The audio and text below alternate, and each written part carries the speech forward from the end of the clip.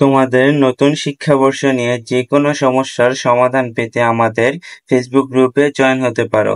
ফেসবুকে M education our class 6 to 9 new curriculum লিখলেই তোমরা গ্রুপটি পেয়ে যাবে।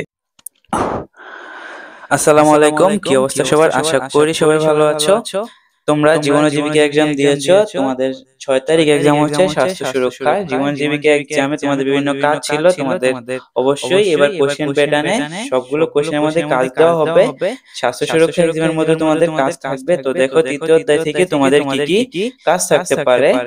আর তোমরা যারা বইয়ের ছকগুলো এখনো কমপ্লিট করো নাই তারা আমার প্লেলিস্ট দেখে ছকগুলো কমপ্লিট করে নিও। আমার অষ্টম শ্রেণীর স্বাস্থ্য সুরক্ষা প্লেলিস্টের মধ্যে সবগুলো বই কমপ্লিট করা আছে। দেখো তোমাদের তৃতীয় অধ্যায় থেকে কি কি আসতে পারে।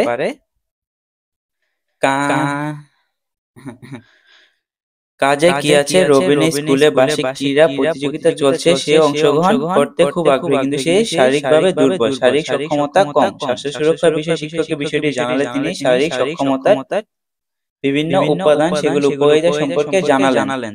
নিচে উপাদানগুলো উল্লেখ করে উপকারিতা লেখো। যেমন দম উপকারিতা কি? মানসিক চাপ দূর করে, হজম শক্তি বৃদ্ধি করে। পরে দেন আছে শক্তি কি করে? ক্লান্তি দূর করে, হাড় দৃঢ় বা শক্ত করে। আর গতি কি করে? বিষণ্ণতা, মানসিক চাপ কমে, মনোযোগ বৃদ্ধি করে। দেন নমনীয়তা মাংসপেশি প্রসারণ বৃদ্ধিতে সাহায্য করে, ইনজুরি বা আঘাতের প্রবণতা হ্রাস করে। দেন আছে সমন্বয় কি করে? যে কোনো মুভমেন্ট বা কাজ খুব সহজে কার্যকর সম্পূর্ণ করা যায়। তারপর কাজ 2 হচ্ছে অনুচ্ছেদ তৈরি করা। এখন তোমরা কাজ 2 অনুচ্ছেদ তৈরি করবা।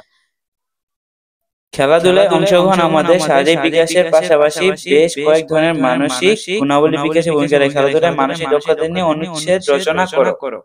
এখন আমরা অনুচ্ছেদটা দেখি, অনুচ্ছেদের সমাধানটা দেখি। খেলাধুলা এক প্রকার শরীর চর্চা, এটি আমাদের ফিটনেস লক্ষ্যে পৌঁছাতে সাহায্য করে। এছাড়াও খেলাধুলা আমরা আমাদের মানসিক দক্ষতা লাভ করতে, যেমন খেলাধুলা অংশগ্রহণের মাধ্যমে আমাদের নেতৃত্বের বিকাশ ঘটে। দলগত খেলা অংশগ্রহণের ফলে একাকিত্বের সহনশীলতা, অন্যের প্রতি শ্রদ্ধা ও সবাই মিলে একসাথে খেলার সক্ষমতা অর্জিত হয়। পাশাপাশি জয় পরাজয়ের আমরা জীবনে স্বাভাবিকভাবে ঘটনা হিসেবে শিক্ষা পেয়ে থাকি। এর ফলে আমাদের দ্বন্দ্ব ব্যবস্থাপনা গুণটির বিকাশ ঘটে। হেরে গেলে ভবিষ্যতে আরো ভালো করার শিক্ষা, বাস্তব জীবন ইতিবাচক দৃষ্টিভঙ্গি করে গুরুত্বপূর্ণ ভূমিকা রাখে। সুতরাং খেলাধুলা অংশগ্রহণ শুধুমাত্র আমাদের শারীরিকভাবে সক্ষম করে তোলে না, পাশাপাশি আমাদের মানসিক দক্ষতা অর্জনে ব্যাপক ভূমিকা পালন করে। আশা করি তোমরা কাজ 2 বুঝতে পারছো। আর কাজ 3 এ তোমাদের কি থাকতে পারে দেখো। কেস স্টাডি, ঠিক আছে? দৈনন্দিন স্বাস্থ্য ঝুঁকিসমূহ থেকে নিজেকে মুক্ত রাখতে নিয়মিত যোগ ব্যায়াম করার প্রয়োজনীয়তা অপরিসীম। এটি আমাদের দৈনন্দিন জীবনের বিভিন্ন চাপগুলো যথেষ্ট ব্যবস্থাপনা করে শারীরিক মানসিক আরো ভালো থাকতে সাহায্য করে। তাই আমাদের নিজেদের যোগ ব্যায়াম করা উচিত, পাশাপাশি অন্যদের বিরুদ্ধে উদ্বুদ্ধ করতে হবে। দেখো তোমাদের 2টা চিত্র দেওয়া আছে। চিত্রে ক খালকে নিম্নোক্ত প্রশ্নগুলোর উত্তর দাও। এখানে একটা চিত্র, ক নাম্বার একটা চিত্র, আর খ নাম্বার আরেকটা চিত্র দেওয়া আছে। চিত্রগুলো তোমরা ভালো করে দেখে নাও। দেন কোশ্চেন বলছে চিত্র ক এর যোগ ব্যায়ামটির নাম কি? একটি উপকারিতা লেখো। খ এর যোগ ব্যায়ামটি বর্ণনা দাও। এখন দেখো আমি সমাধান করে দিয়েছি। ক এর যোগ ব্যায়ামটি হলো ভদ্রাসন। আর উপকারিতা হচ্ছে অস্থিরতা, চঞ্চলতা দূর করে মনে একাগ্রতা আনে।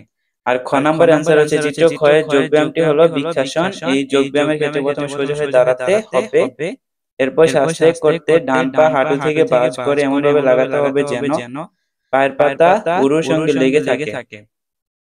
এবার বুকে ভরে নিঃশ্বাস নিতে হবে। দুটো মাথার উপর দিয়ে শূন্যে তুলে হাত তালু একসাথে করতে হবে। যতক্ষণ সম্ভব ওইভাবে থাকতে হবে। এরপর ডান পা নামে আবার বাম পা একইভাবে করতে হবে। এই ব্যায়ামের ফলে শরীরে ভারসাম্য বাড়ে, হাত ও পায়ের শক্তি বাড়ে, হাত পা কাঁধের শক্তি বাড়ে।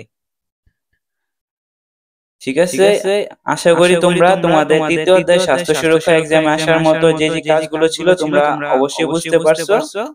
আজকে এ পর্যন্ত ছিল। যদি তোমাদের চতুর্থ অধ্যায়ে এরকম কাজ দরকার হয় কোশ্চেনের জন্য, তাহলে অবশ্যই কমেন্টে জানাও, আমি খুব তাড়াতাড়ি দিয়ে দেওয়ার চেষ্টা করব।